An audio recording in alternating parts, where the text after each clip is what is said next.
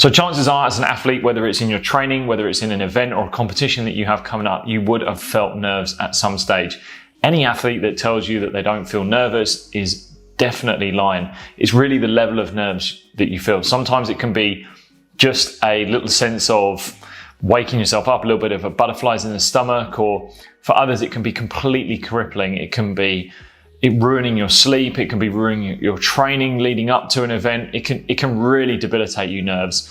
And I've seen it at both ends of that spectrum, and I've also experienced it. So this video is going to work on giving you some tips that you can bring into what you do that's going to allow you to control what you can control. Ultimately, nerves comes about by us having a sense of something that's happened perhaps in the past, something that we start to go over and think could happen in the future, and we have neither control of that. We need to control what we can right here, right now. So some of these tips are going to help you in controlling what you can and bring a sense of that self-confidence and hopefully reduce that anxiety around whatever it is that you have coming up. So first up is accept your nerves. Accept that they are going to be there. You are going to get nervous. Like I said, it's about what level of nerves that you have.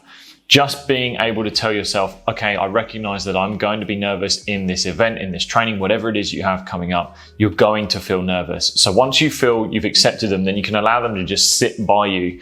You don't allow them to consume you. You don't allow them to take control of what you're doing. You actually start to recognize that it's just a part of the process. So rather than fighting them, just accept that your nerves are going to be there, and that will be the first building block of allowing you to move past them. Next up is looking at your training. Now this may sound obvious, but if you can look at your training, can you find ways that you can build confidence in what you're doing? Does your training give you enough confidence? Are you turning over enough stones in training to feel like you're covering every base?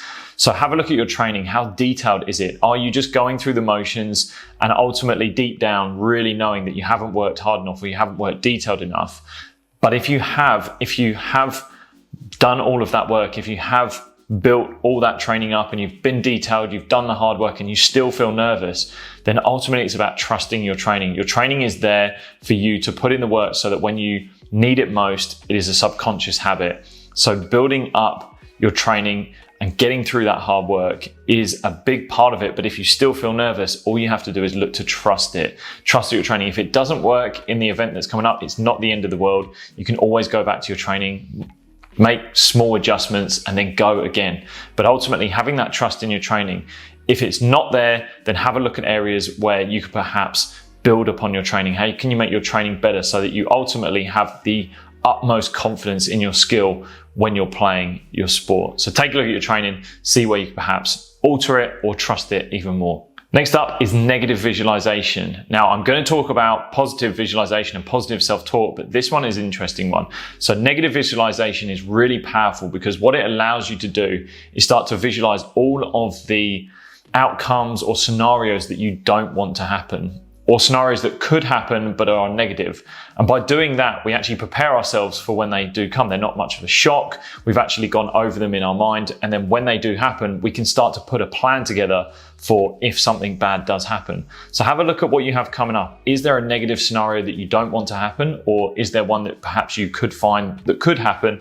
And start to visualize it. Start to think of how you want to react, how you want to go about adapting to that scenario, how you want to move, sound, be, like literally go into that detail and really go over how that situation is. This was probably one of the most powerful ones for me as a professional. I would think about things that I didn't want to happen and then plan how I wanted them to work out in the future and how I really wanted to perform when it happened so that when it did happen, it wasn't a shock.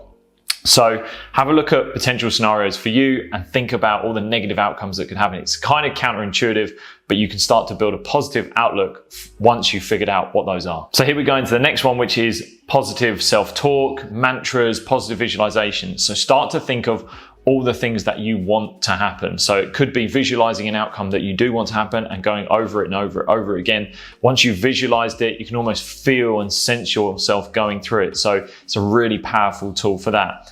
And then you may also build some sort of mantra or self-talk phrase that you use to yourself as a little bit of an affirmation or a bit of a motivational talk to yourself.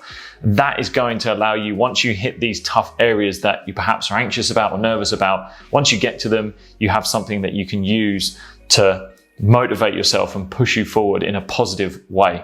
So see if you can look for some positive visualization, build some sort of self-talk phrase or a mantra that can really, really help you. And lastly, meditation. Meditation is a powerful tool for allowing you to understand where your mind is at any one moment. So if you use meditation or you haven't started, then trying out 1 or 2 minutes of meditation is a great way to just understand where your thoughts are. Nerves are just a train of thought, is a group of thoughts that perhaps are coming into your mind and allowing you to feel anxious, and they're overtaking your emotions.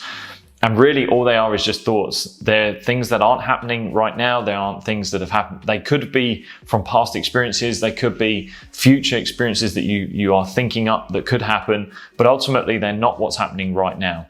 So being nervous and taking a hold of those thoughts isn't serving you well in the present. So meditation allows you to understand where your mind is going. And once you see these thoughts for what they are, you can start to do something about them. Are you dwelling on something in the past? Are you thinking about something in the future? Once you figure that out, you can actually understand where the issues lie, what the problems are, and then how you could perhaps solve it moving forward and the choices you can make. So meditation is that practice of understanding where the mind is at any one moment. And if you do it more often, you're going to become better at it, so that when those nerves do arise, you can recognize when they're there, you can recognize how you're thinking rather than them taking control of what you're doing. So there you have it. There's my 5 tips for helping you out by managing your nerves as an athlete.